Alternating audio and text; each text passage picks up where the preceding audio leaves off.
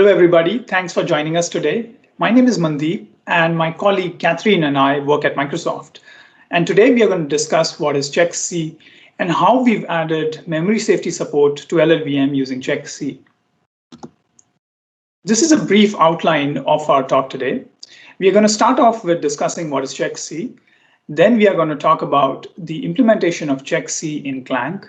We are then going to describe two novel algorithms. The first one to automatically widen bounds for null-terminated pointers, and the second one for comparison of expressions. Then we are going to discuss how to convert legacy C code to check-C. We are also going to talk about some experimental evaluation of check-C. And finally, we are going to share resources for further reading. So the C language is not a memory-safe language, meaning that C allows for unrestricted access to memory. This can have unintended consequences. C suffers from several memory safety hazards, and two of the well-known ones are buffer overflows, wherein you can write past the end of an array, and null pointer dereference, wherein you have an uninitialized pointer and you try to dereference that pointer. So the intended behavior in this case is not defined by the C language. And check-C tries to remedy both of these. So what exactly is check-C? Check-C is an extension to C designed to support spatial safety. Most importantly, check-C adds three new types of checked pointers that are bounds checked.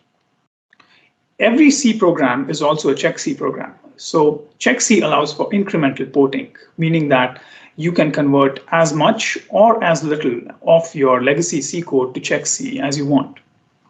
The syntax of check-C has been borrowed from C++ templates for convenience. And we have implemented check-C in our fork of Clang. Now let's look at the three types of check pointers that check-C adds. The first type is _PTR of type T. Now, this is a pointer to a singleton object, and it points to an object of type T. Most importantly, no pointer arithmetic is allowed for these types of pointers, and they are used only for dereference. And the compiler will automatically add runtime checks for non-nullness if necessary. Let's look at the syntax for _PTR. So on the left-hand side, we have C code, and on the right-hand side, we have the corresponding check-C syntax. As you can see, every instance of T star in legacy C can be replaced with _PTR of type T in check-C. And you can also have modifiers like const and volatile. So the second type of pointer that check-C adds is _arrayPTR. Now this is a pointer to an element of an array of type T. And pointer arithmetic is allowed on these types of pointers.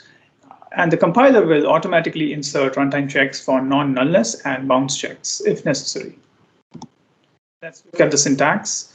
So in C, we can either declare a pointer to an element of an array, or we can declare an array. Similarly, we have two separate syntaxes in check-C. The first one will declare a pointer to an element of an array of type T. And the second one, using the _checked keyword, we can declare a checked array. And all three types of pointers can be passed to functions as parameters and can also be returned from functions. And the third type of pointer that check-C defines is an _NT-arrayPTR. Now, these are very similar to the arrayPTR. The only difference is that these types of pointers point to a sequence of elements that ends with a null terminator.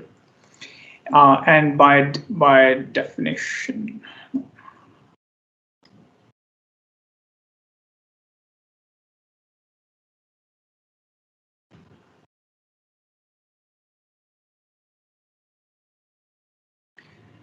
and the third type of pointer that check-C adds is an _NT-arrayPTR. Now, these are very similar to the arrayPTR. The only difference is that these point to a sequence of elements that ends with a null terminator. And by definition, an element of the sequence can be read, provided the preceding elements are not the null terminator. Now, this gives rise to the observation that the bounds of an NT-array pointer can be widened based on the number of elements read. And later on in the talk, we'll look at an algorithm to automatically widen bounds for these pointers. So the syntax for an NT-array pointer is exactly similar to the syntax for an arrayPTR. The only difference is that we will use the _NT array ptr and the underscore nt checked keywords. To help ensure spatial memory safety, array pointers, including null-terminated array pointers, have bounds expressions that describe the range of memory that they can be used to access. To maintain low-level control, programmers can declare bounds for pointer-typed variables and struct members. These bounds act as invariants that must be maintained throughout the program. The compiler uses the bounds to insert runtime checks for memory accesses and statically checks that the program does not violate bounds invariants. Programmers can use 4 different kinds of bounds expressions to declare bounds for an array pointer p. Count or byte count bounds specify the number of array elements or bytes that p can access. Range bounds use 2 expressions to specify the lower and upper bound of memory that p can access. And unknown bounds mean that p cannot be used to access memory. Let's look at an example of a dynamic check that uses bounds to check a pointer access. While traversing the Clang AST, the compiler can visit an expression that uses a pointer to access memory, such as p sub I. The pointer-typed expression that is used to read memory here is p plus I, which uses the pointer p to access memory. Next, the compiler infers the bounds for the pointer p. In this case, these are the bounds of count of len that the programmer has declared. These bounds expand to the bounds of p, p plus len. These expanded bounds are used to insert a dynamic check at the expression p sub I that reads memory. Runtime, the dynamic check verifies that the pointer expression is within the bounds. In this case, it checks that p plus I is between p and p plus len. When I is equal to len in the last iteration of this loop, the dynamic check will fail and the program will exit. The compiler statically checks that the bounds declared by the programmer are maintained throughout the program. At each statement in a control flow graph, the compiler infers bounds for each pointer. It then converts the inferred and declared pointer bounds to ranges, and finally checks that the declared range is within the inferred range. At assignments, the right-hand side bounds must contain the left-hand side bounds. At function calls, the argument bounds must contain the declared parameter bounds. Bounds for each pointer are inferred based on the kind of statement that is currently being analyzed. For example, in an assignment, the inferred bounds for p are the bounds of the right-hand expression. If variables used in the declared bounds of p are modified, the inferred bounds of p are updated. If the compiler can determine an original value for the variable before the modification, the original value is used in the inferred bounds. Otherwise, if the value of the variable is lost, the inferred bounds for p are unknown. Once the compiler has inferred bounds for a pointer p, the declared and inferred bounds of p are both converted to ranges. A range consists of a base expression, a lower offset, and an upper offset. For the inferred bounds of a pointer to be valid, the bases of the inferred and declared ranges must be equal, and the inferred range must contain the declared range. If the inferred upper offset is below the declared upper offset, or the inferred lower offset is above the declared lower offset, the inferred bounds violate the declared bounds. If the compiler can prove that the inferred bounds are invalid, this is a compile time error. For example, the inferred bounds here are too narrow to contain the declared bounds. If the compiler can neither prove nor disprove that the inferred bounds are valid, this is a compile time warning. For example, it is unknown here whether the expression e is greater or less than 2, so the compiler cannot determine whether the declared range is within the inferred range. So recall that we had said that we can widen the bounds of a null-terminated pointer based on the number of elements read. Let's look at an example for that. So let's assume we have an anti-array pointer p with declared bounds p, wherein p is the lower bound and p is also the upper bound. So let's say we see a dereference if star p. Now this dereference is at the current upper bound, which is p. So we can widen the bounds here by 1. Why we can do so is because if the element at the upper bound is non-null, then it means that there is at least one more element after this, which is a null terminator. So we can widen the bounds by 1.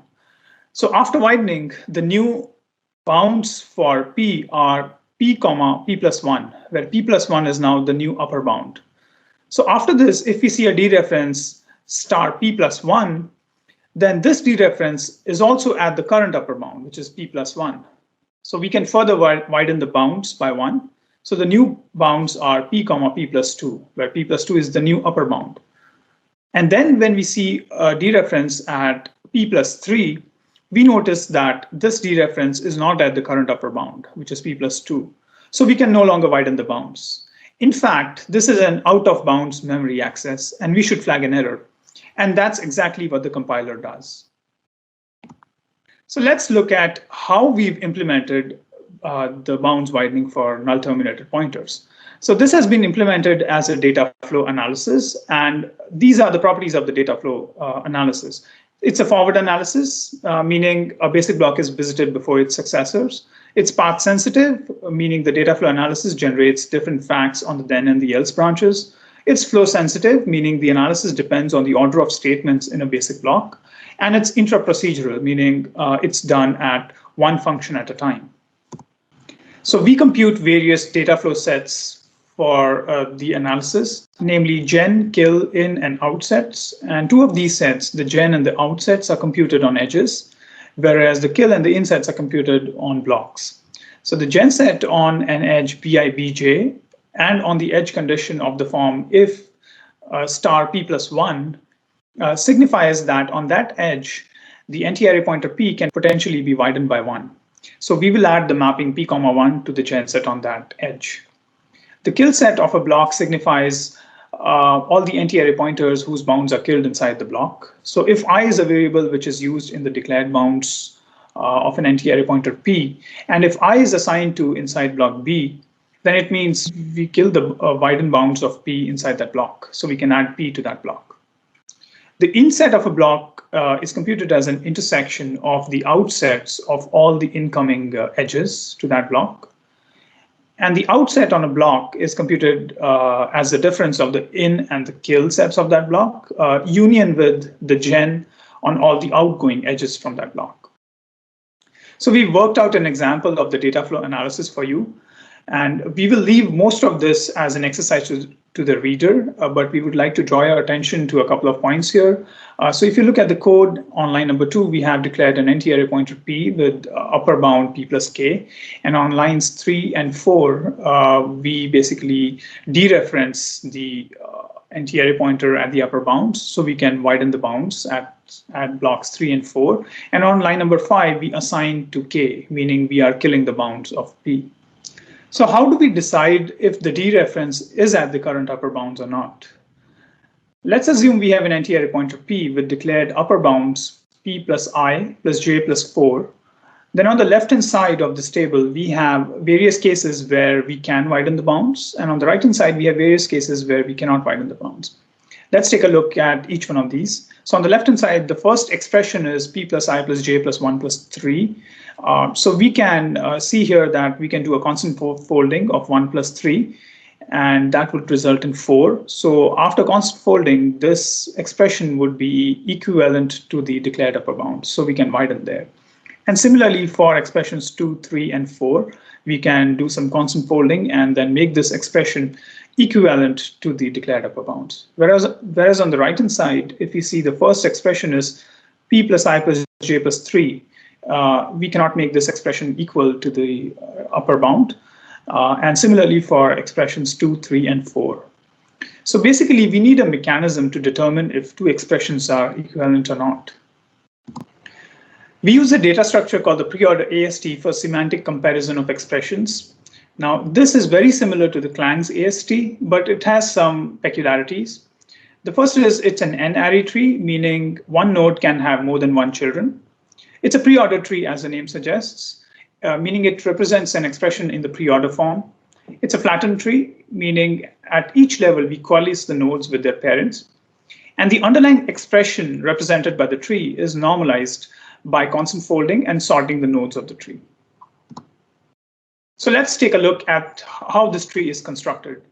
So let's assume we have two expressions, E1 and E2, and we need to decide whether E1 and E2 are equal or not. So the first step is to create the pre-order ASTs for E1 and E2. On the left and the right-hand side, you can see two trees. These represent the ASTs for E1 and E2 respectively. The second step is to coalesce the leaf nodes having a commutative and associative operator. These are the trees after the first round of coalescing. After the second round, we have these two trees. And on the right-hand side, there's one more opportunity to call these. So we do that. Step is to lexicographically sort the leaf nodes having a commutative and associative operator. So this is the result after sorting. The fourth step is to constant fold the integer nodes having a commutative and associative operator. So this is the result after the first step of constant folding. The fifth step is to sort the subtrees having a commutative and associative operator. So we can sort the children nodes of the multiplication node. So after sorting, these are the two trees, and these trees have now been normalized. So the final step is to compare the two ASTs node by node to determine if the underlying expressions are equivalent. Expression may not overflow, but the expression may overflow after we reassociate the expression in the pre-order AST. One possible solution for this is to treat signed integer overflow as 2's complement, which is what we are pursuing currently. So we enable the flag frapv in Clang. But the next question is, what about pointer arithmetic overflow? And GCC has a flag frapv-pointer, which treats pointer arithmetic also as 2's complement, but we couldn't find a corresponding flag in Clang. So this is still a problem for us. One of the design goals of checked C is backwards compatibility. Programmers can incrementally opt in to bounds checking, gradually making code more memory safe. To add bounds checking to a function while maintaining compatibility with unchecked code, checked C introduces the notion of a bound-safe interface. Bound-safe interfaces support incremental conversion by allowing the programmer to specify alternate checked types for unchecked functions. The programmer can also add bounds for parameters and return types. These functions still accept unchecked pointer arguments and perform bounds checking when called with checked pointer arguments. To convert a function using a bound-safe interface, we first determine the alternate checked types for the function parameters and return value. Next, we add any applicable bounds to the function, and finally, we update any places the function is called from checked code. As an example, we can convert a C library function to checked C using a bound-safe interface. Note that we have two unchecked pointer parameters and an unchecked return type to convert. Since this function deals with strings, we can mark its string parameters and return types with the alternate type of a null-terminated array pointer. Since the function reads n characters from the source string and writes n characters to the destination, we want to require that both strings point to at least n characters. We can also specify that the function returns a string that points to at least n characters. Once we've added the bound-safe interface to the function, we can update its callees. If it is called with unchecked pointers, there are no changes necessary. Even though the source parameter here points to only 2 characters, including the null terminator, there is no error here since unchecked arguments are not bounds checked. When the function is called with checked pointers, however, they must meet the bounds specified in the bound-safe interface. For example, this code would result in a compile time error, since the source parameter only points to 2 characters, including the null terminator, and it is expected to point to at least 3. Not all functions with string parameters also accept a size parameter. For functions like this, how can we determine the string's bounds? The choice is often the length of the string. However, this is currently not allowed in checked C. Bounds expressions can only use C expressions that do not modify memory. Since function calls may modify memory, they are considered modifying expressions and are not allowed in bounds. Therefore, we need an extra parameter here to specify bounds for the string. The checked C convert tool helps convert C programs to checked C. It can automatically convert unchecked pointers to checked singleton, array, and null-terminated array pointers. This summer, the checked C team had 2 interns work on testing checked C on a large systems codebase. The interns spent 5 weeks converting portions of the string and network subdirectories of the muscle library to checked C. In the muscle string library, 31 functions and 316 lines of code were converted to checked C. In the muscle network library, 51 functions and 729 lines of code were converted to checked C. We did checked C on selected benchmarks from the LLVM LNT tests. We focus here on the difference in code size, runtime, and compile time for converted versus unconverted code.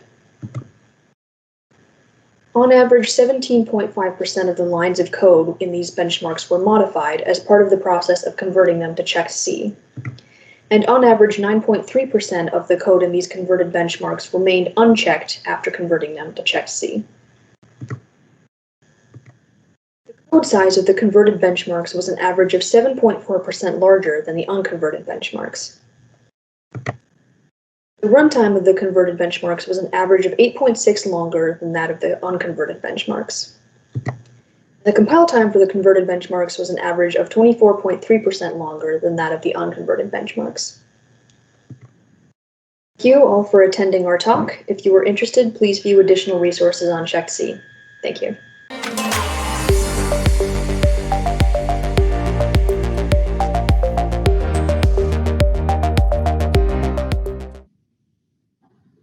Thank you, Mandeep and Katherine, for that presentation. That was great. And thank you all for participating. And we're going to move to our question and answer. First question, Mandeep, this one's for you. Did you consider using SAT solvers, for example, Microsoft's Z3, to verify the semantic equivalence of two expressions?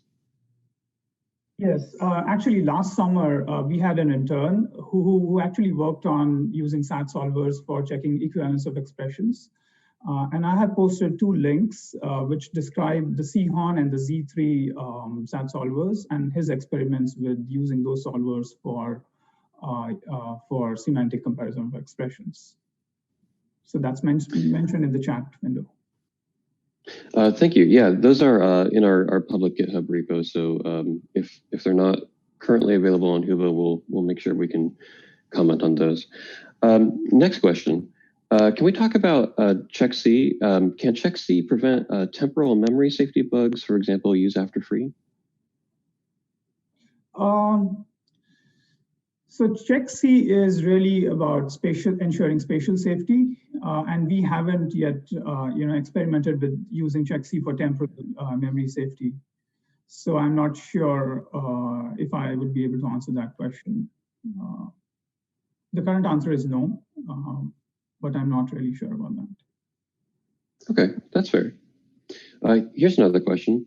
According to your company, about 70% of Windows bugs are memory related and would be fully eliminated in languages with managed memory such as Go and Rust.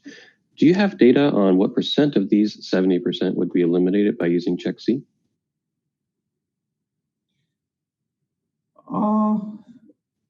Actually, this is a very large sample space to get the full data for. I mean, we are talking about the entire company. So yeah, we haven't yet analyzed CheckC for all of these different code bases. So I won't be able to answer that question as well.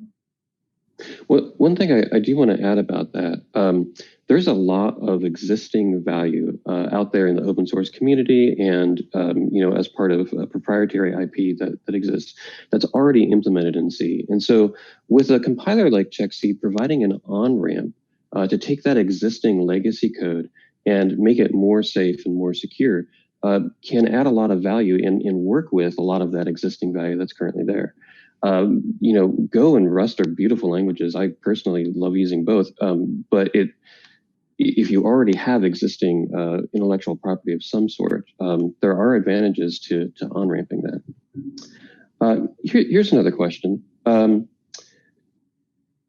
Actually, speaking of Rust, generally speaking, is the memory safety support in CheckC a subset of that of Rust? Can you talk about a little bit of comparison and contrast on those two? I'm not really aware of Rust and the details of Rust, but I can certainly talk about CheckC's memory safety features. So yeah, so basically comparing it with Rust will be difficult for me. Okay, that's fair. How about we talk a little bit about some of the conversions that you have done, which you did have detailed somewhat in the slides. Can you talk about what is the largest program that you've mostly converted to CheckC, and what percentage of lines did you have to change? So I can answer this. So as we mentioned in that presentation, I believe this is on line 50, or sorry, on line slide 59. I would say probably the largest program that we have mostly converted to Check C would be the portions of the LNT benchmark suites. And on average, I believe about 17.5% of the lines of code had to be modified.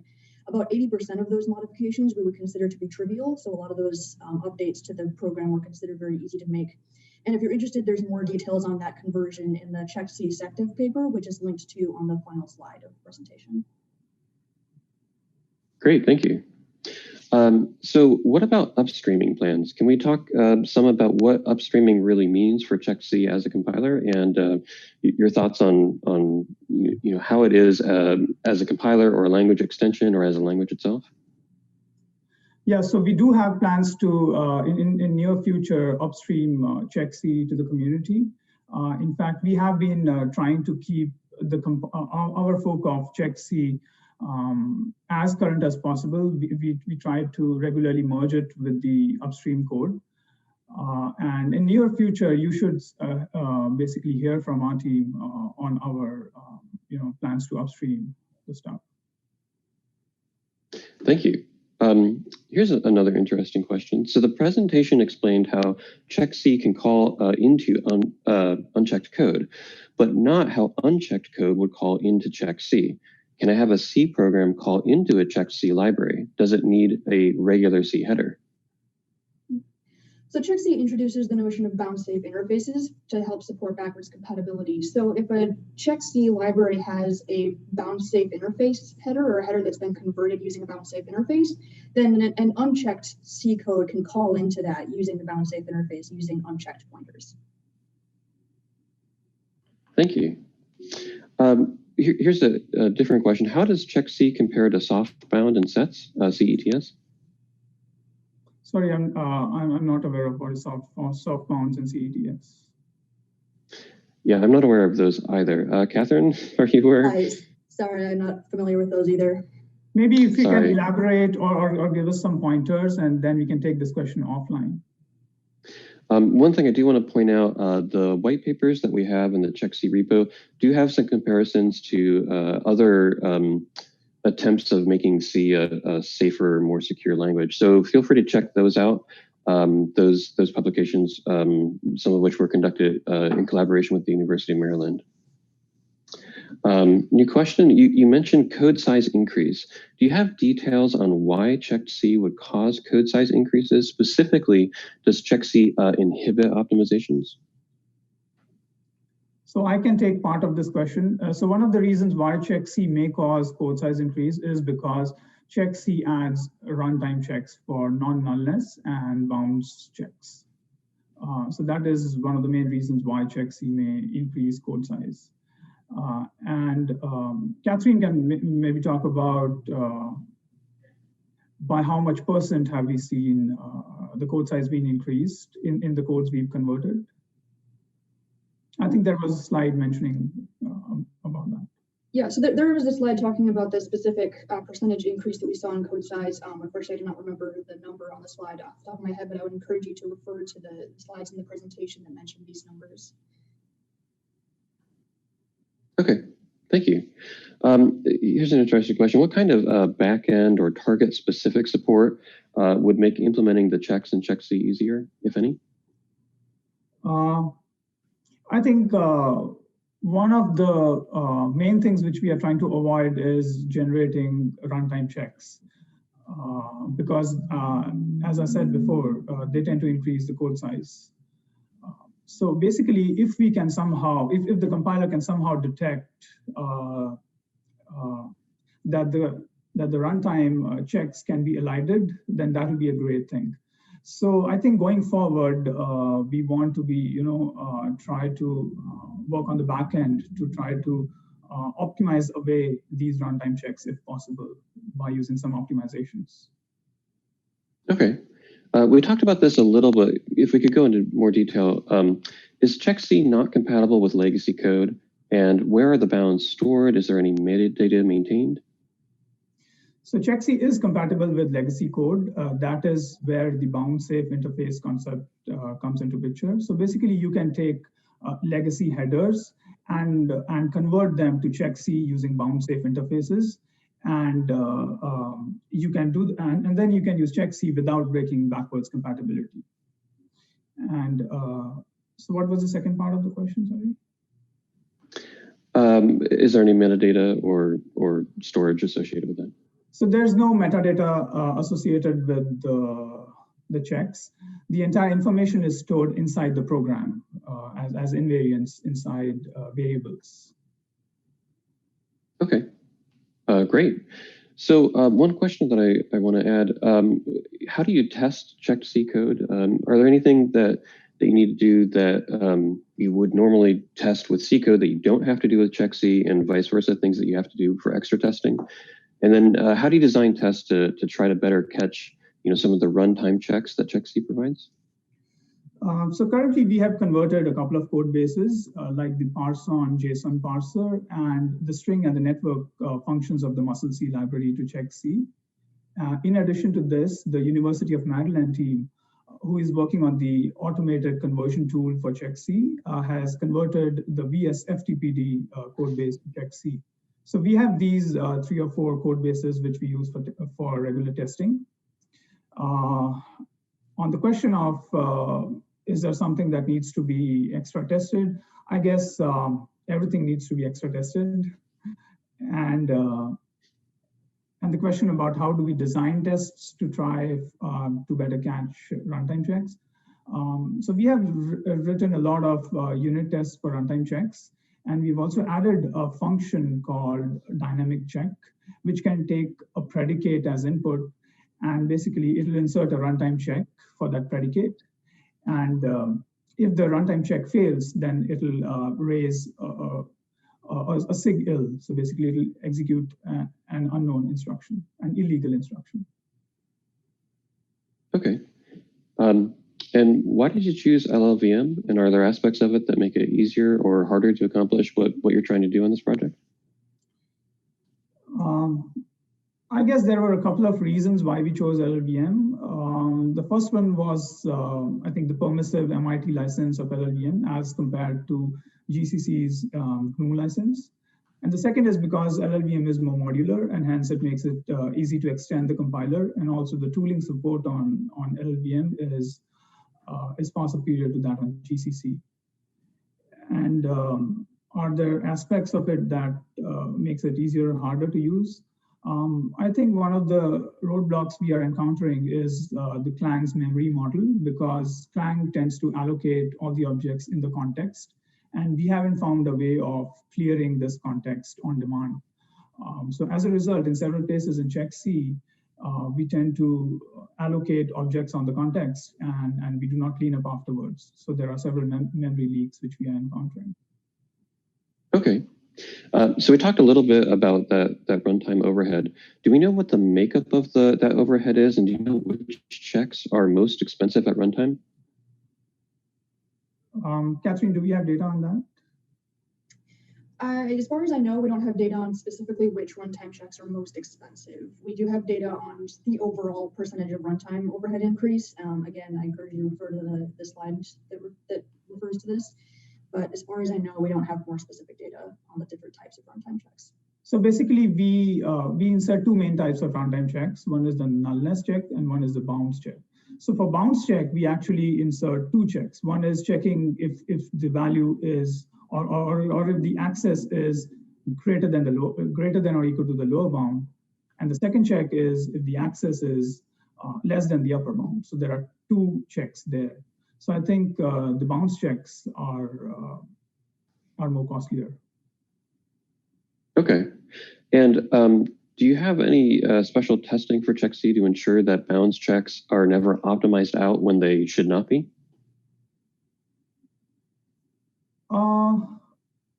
I guess we don't have that yet. I mean, we haven't yet looked into that, and that is something which we should be looking into, yeah. Because right now, our goal has been safety, correctness, and security. So we have really not experimented with the higher optimization levels like O3.